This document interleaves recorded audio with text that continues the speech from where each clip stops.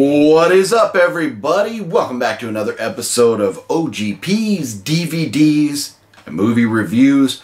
I am your host, the OGP. Thank you for joining me today. Today, we are going to talk about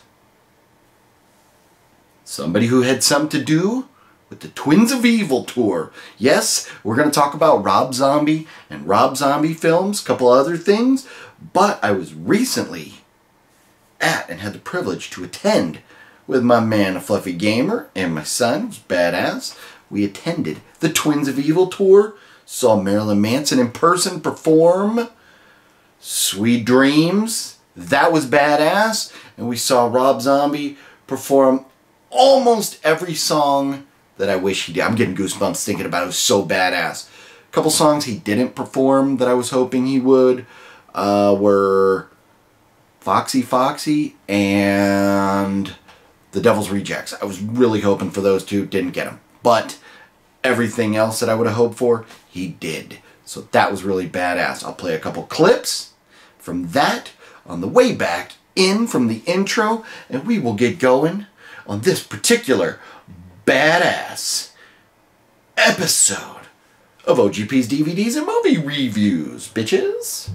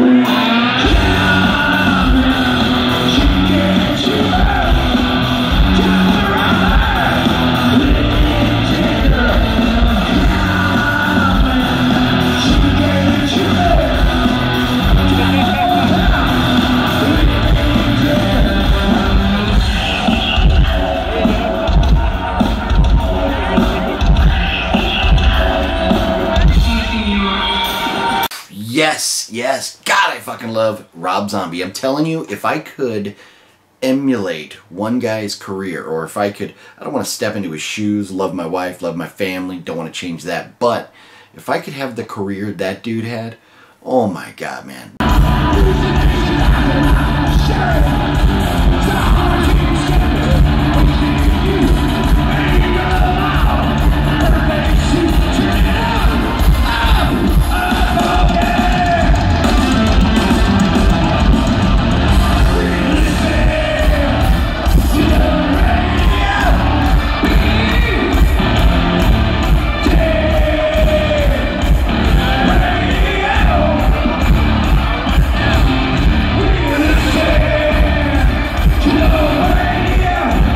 Rob Zombie, man.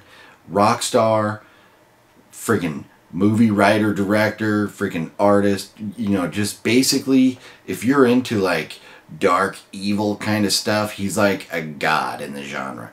I know there's some people that really criticize his films and stuff, but I mean, shit, it's not like he's been doing it since, you know, like the 60s, 70s, like some of these guys like John Carpenter, you know? I mean, he's only been doing movies for less than 20 years now, I think. So maybe right about 20 years. And you know, some of the stuff that he's taken on, you know, like remaking Halloween, you know, I mean, that's, you know, it takes some balls to step up to remake Halloween, because being, you know, Halloween being like one of the classics when you think of the horror movies that really got the genre started. I mean, it's up there.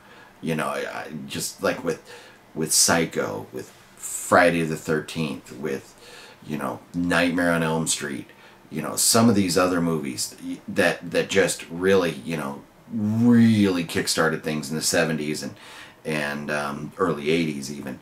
And so to take on that task, that's impressive. That takes some balls. So anyways, you know, I'll talk about those movies one at a time, go through them. Maybe I'll give you guys my breakdown, my list of my favorite Rob Zombie films. But first, I picked up something the other day I gotta tell you guys about. This is really badass.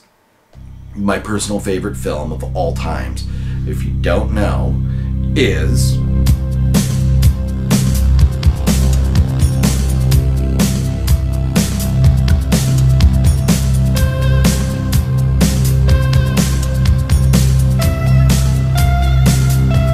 if you guessed Silence of the Lambs, you are correct. Here is your fucking... Just kidding, I don't have a cookie. I was going to give you a cookie. I don't have one. But I picked up the Criterion release, the Criterion collection of Silence of the Lambs. How badass is this? And this is one of the very few movies that I've actually paid full price for. Most of my horror collection over here I've found at places like Zia Records or thrift stores and bought them for like pennies on the dollar. This was worth it to me to pick up at full price. $24.99 I paid for this at Fry's Electronics in San Diego, California, home of the San Diego Padres. LA can suck it. Your Chargers can suck it. We don't like them. We like the New England Patriots. If you don't like Tom Brady, you can suck it. Okay, here we go. I couldn't remember which side it slid out of. But here we go. You see the moth, which, ta-da, OGP has that moth. It's Hawkshead Death Moth? So, I can't remember the exact title, but my wife bought me that for Christmas last year. It's really badass. So, inside here, very nice paper sleeve. Not a metal sleeve or anything, but I believe that's the way Criterions roll. So inside, opening it up, we have the book. 2 discs. Silence of the Lambs. Disc 1, Disc 2. I would imagine it would say on the cover. Disc 2 is 4K digital restoration approved by the director. Oh no, I'm sorry. I'm a fucking liar. I thought it was like disc 1, disc 2. No, this is the story up top and then the bottom is about it. But anyways, you know what it is. One of the discs is going to be the movie. One is going to be like special features and whatnot. So the book, pretty cool. I haven't had it really a chance to read it yet because I'm too afraid. I don't want to damage it and open it up all the way. But how about that? Like some really badass high definition, unlike my speech, pictures from the film. So this is very cool, and obviously some behind the scenes photos as well. So this is very cool to have, and I might actually try to find this online to read it, so that way I don't damage the book. But this is, I mean, I'm just thrilled to death to have this, just being Silence of the Lambs. I'm such a huge Silence of the Lambs fan, and you know, for that matter, Hannibal Lecter in general. You know, I will always believe Anthony Hopkins is the greatest Hannibal, but Mads Mikkelsen, man, he did a pretty damn good job with the TV show as well. And there's been rumors flying around for a while that, you know, maybe it's going to get picked up by Netflix or Hulu or, you know, whatever. I hope it happens because it was such a good show. And now, you know, they really did kind of get to the point where, you know, they bridge the gaps between films, and even more than that. But, you know, there was still so much more to explore with the characters and everybody's lives that kind of tangled with Hannibal Lecter. So I really hope they get back into it. That'd be pretty badass. I just love everything about it. And, you know, I mean, you know, even some of the films that weren't as, you know, highly regarded, you know, such as like Hannibal Rising, and, you know, and a lot of people weren't quite as big fans of the movie Hannibal as they were Silence of the Lambs. But, you know, Red Dragon, you know, I mean, I love them all. I love them all. It's just such a great story, and so thought-provoking, and I'm really glad that they did Hannibal Rising, so we really got an in-depth look at what really got Hannibal into cannibalism and just being the dick that he is. A census taker once tried to test me. I ate his liver with some fava beans and a nice Chianti. Enough about Hannibal Lecter and this badass Criterion collection. Silence of the Lambs disc set. Yeah, I'm so excited about it. So with that being said, we're going to move on now, and we're going to talk about my Rob Zombie experience. Like I said, and like you saw, I was at the concert. It was really badass. Really enjoyed the show. There's one Rob Zombie film that I don't have yet, and I'll probably get it just, for the sake of the collection. But out of all the Rob Zombie movies, there's only been one that's really disappointed me, and that was Halloween 2. I don't know where he was going with that. And I'll probably, when I do pick it up, I'll probably pop in the disc and watch the director's commentary just to see what his thoughts were. Because, his thoughts, are like House of a Thousand Corpses. Man, it was very, very entertaining. Listen to him talk about how the film came to be from start to finish, and certain things they did, like filming in his basement or filming in friends' basements, or in basements of hotels, or all these random places with like camcorders and stuff to make the film look right and dark and stuff. So I highly recommend, if you own House of a Thousand Corpses, or if you don't, go out and get it or find it somewhere, but watch his director's commentary. Very entertaining. So with that being said, I have 5 of his films right here. I will put them in order. My least favorite, obviously, being of his films, Halloween 2. But I am very excited for 3 from Hell. I cannot wait for that to come out. They showed the teaser trailer for that at the concert, and you guys can find online. There's little clips of it. I don't know if he's done an official release, but people that were at the concerts have kind of recorded with their phone and posted those online. So you can find that online if you want. I don't know why I keep pointing over there. My computer's over there, so that's why, for me, I'd go over there to get online. But you go wherever you want and find it. So I will now discuss my list of the order of which I enjoyed, from least favorite to most favorite of the Rob Zombie films. And first, 31. And I guess that's his newest release that is available to us at this point. But it was well, the production was good. It wasn't like it was like blurry, or sound was bad or anything like that. I just felt like it could have been cut down and maybe been 10 or 15 minutes shorter and still really got the point across. There was just a few scenes that kind of dragged on. And there was a few scenes where things kind of set themselves up and you kind of knew what was going to happen. You were like waiting for it to happen. To me, a good horror movie is the element of the unexpected. Hey!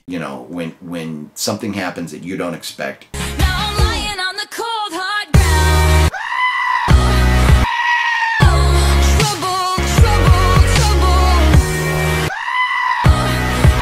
Trouble. And kind of gets you to jump or startles you a bit. That's a really good horror movies do. And there was too many times in this that I just kind of knew what was coming. I knew you were trouble when you walked in. And so, with that in mind, I enjoyed it. No regrets for buying it. But I'll probably watch it again at some point, and I will definitely watch his director's commentary on it to see what his thoughts were. But out of his movies I own, probably my least favorite. And then next would be The Lords of Salem. And I enjoyed this film, and I really liked where they were going. And, you know, I won't give you any really hardcore spoilers here, but the end of the film kind of threw me. I thought they could have done so much more with the end of the film, and over the credits, and again, there's no spoilers here, so don't panic. Over the credits, they're kind of, there's like a news reporter talking about, you know, what happened, and, or, you know, what the current status of things is. And I feel that rather than having that news reporter, that maybe they could have just brought some of those elements into the film. Now maybe the budget was running out, I don't know. But I do like elements of this to where it felt like he really went back to House of a Thousand Corpses, and I felt like this was more Rob Zombie than a commercialized film. I kind of feel like a couple of his films were really what the studio wanted as opposed to maybe what Rob Zombie wanted. And I'm basing that off strictly off his first film, House of a Thousand Corpses, which was, to me, just, you know, really cool. We'll get into that in a minute. But certain elements of this and bringing back, you know, like the clips from really old movies, you know, like cartoon clips and different things, you know, of his from the past, or, you know, whatever that he incorporated here to kind of make it that crazy psychedelic kind of feel. So he did have that, and that was really cool. And the story, as far as what was going on, it's really cool. Some elements like the hallway where she lives, and, you know, like just the creepiness of it and the light swing and all that was very, very cool. I really enjoyed a lot of that. But just the way they wrapped it up left me scratching my head a little bit. And so that's why this has wound up second to last. And I've heard from a couple people that you know, they aren't fans of Sherry Moon Zombie's acting, and I don't know, I think she does a fine job. You know, I mean, are there better actresses out there? Probably, you know, but I enjoy what she's doing, and the fact that you know, she's I saw an interview where, you know, it was her and Rob Zombie at a film festival a couple years ago, I think, maybe a year ago, and she was talking about really getting into Rob's head and wanting to know and really nail the part. And that's, you know, what good actors do. They really want to learn that character, embody that character, and just, you know, when they are filling that role, they're really filling that role, and there's, you know, passion, you know, to it. And so I really feel like she does that, and especially, you know, listening to her talk. And so I enjoy her. I enjoy her as an actress. And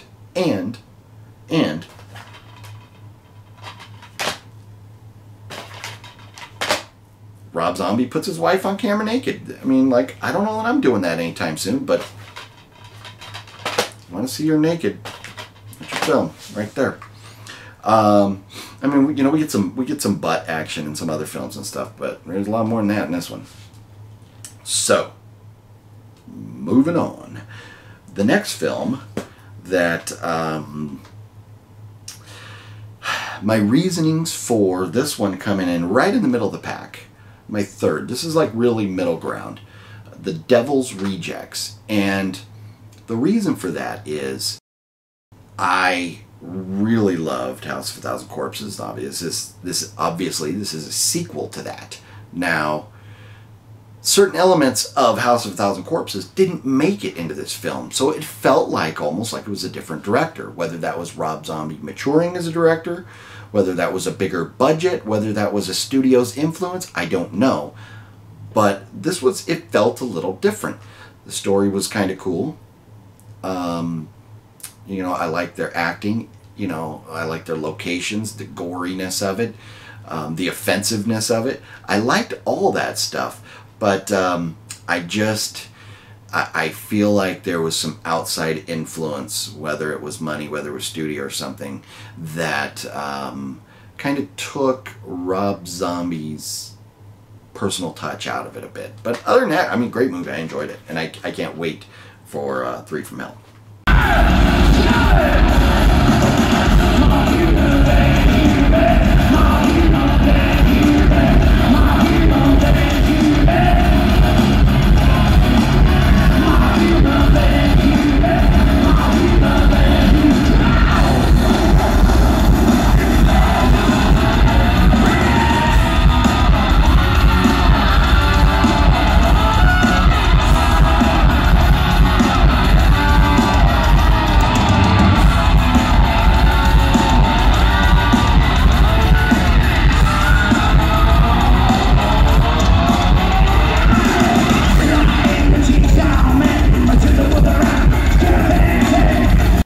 Brings me to the last 2 movies here I gotta get to, and these are a real toss-up. You guys probably can figure out by now which 2 they are, but one is really badass remake, another one, as far as I know, Rob Zombie's original story. Both of them were badass. Both films I really enjoyed. So it's really tough for me to pick. But with that being said, my second favorite Rob Zombie movie is Halloween. Oh, sorry, it's still in the plastic. I haven't even opened this one yet. You know, I've seen it before, and so there was no real need to take it out of the package. But the reason I've chose this second is only because it's not Rob Zombie's original story. It's a remake. Now, this movie has its haters, and I get that. I really get that. Die-hard fans didn't like some of the changes or things that Rob Zombie elements that he added to the film. I personally enjoyed it, and here's why.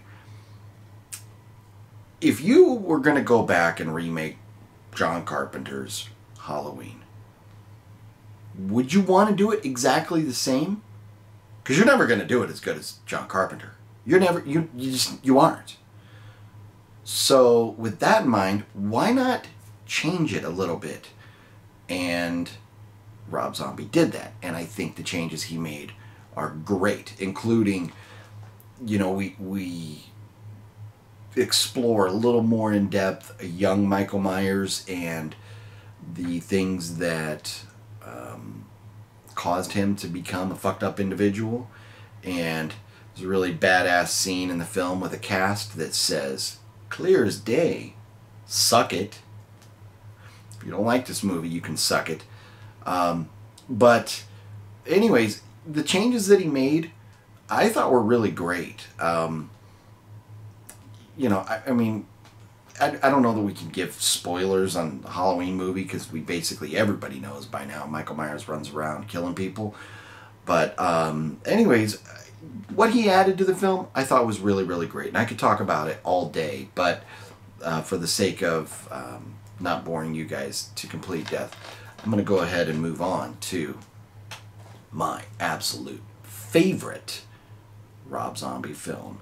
And that is, as of right now, because there's more coming, but as of right now, my favorite Rob Zombie movie is, of course, House of a Thousand Corpses.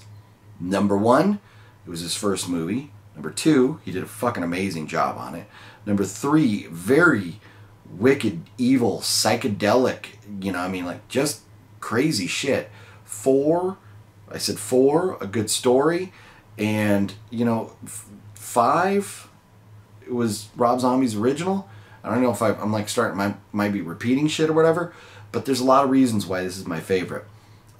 His cast is amazing, and the set design was amazing, and as previously mentioned, his director's commentary was fucking badass. So, I mean, all in all, I mean, this is a really, really, really good classic horror film that if you don't own, I recommend you get a copy of. And if you haven't seen, you need to see it. And if you haven't seen the director's commentary, you need to see that as well. So that concludes my collection and list of least to most favorite Rob Zombie films.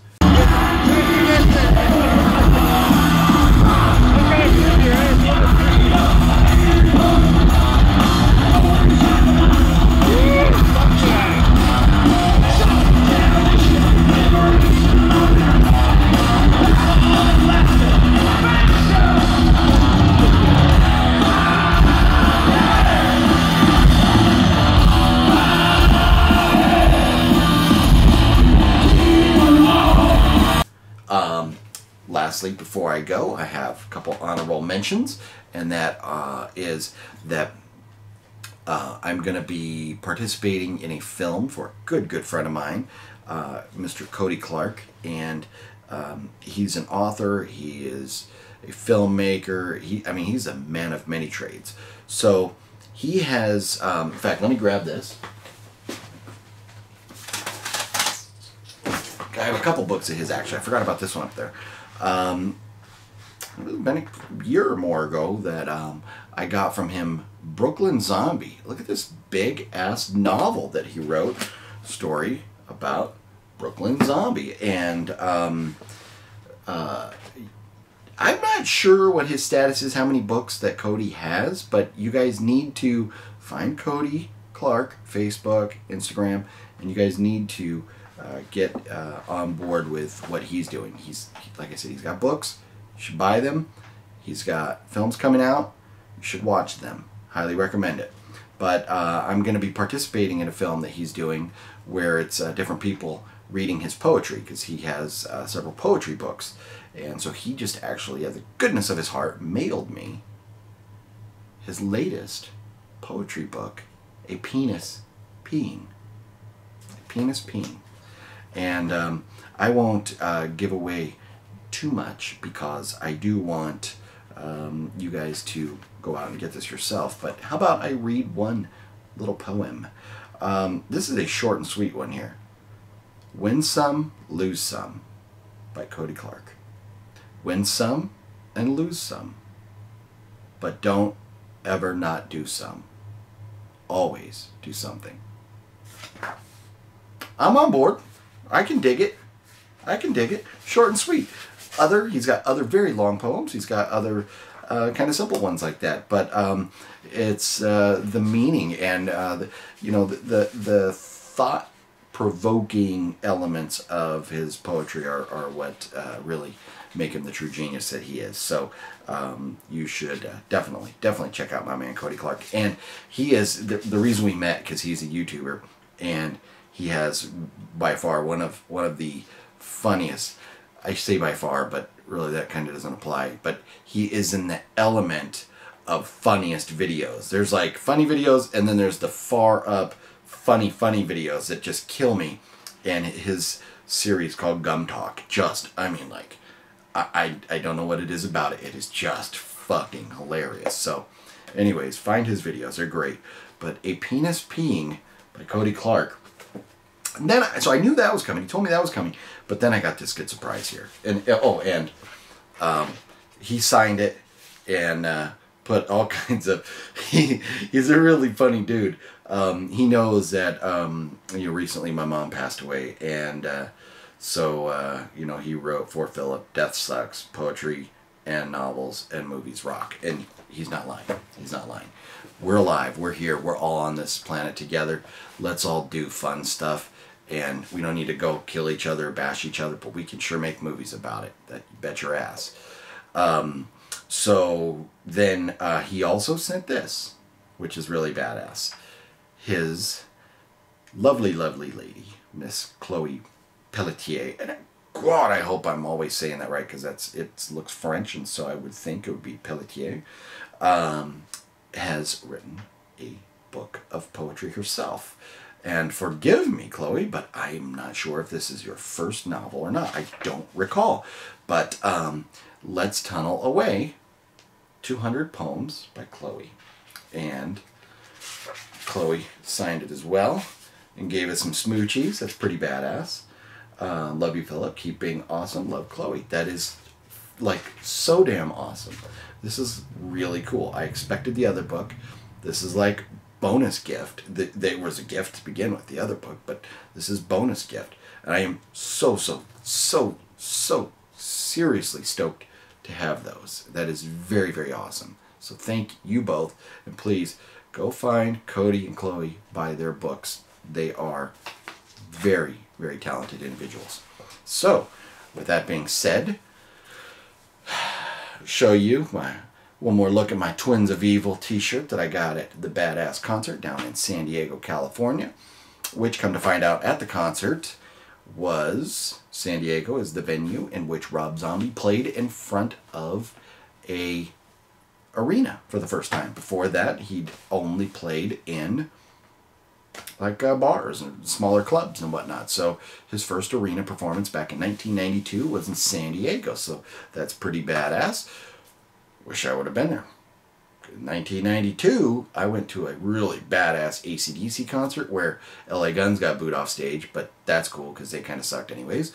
But AC/DC was amazing, and I went to a couple other concerts that year, but I guess, you know, at that point in time, Guns N' Roses and Metallica were kind of really, really the mainstream, what everybody wanted to see, and you know, guys like Rob Zombie were still kind of climbing the ladder to get where they are today, which in my eyes is right on par with those guys. So unfortunately, I didn't know. That would have been badass to be able to say that I was at his first show in front of a large audience like that. So whatever, I get to suck it on that one.